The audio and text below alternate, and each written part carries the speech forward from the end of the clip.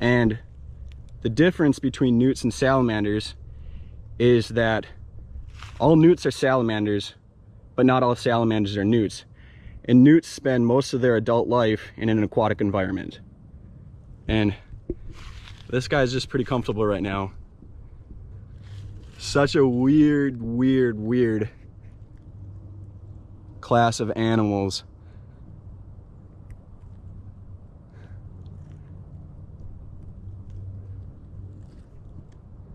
There you go.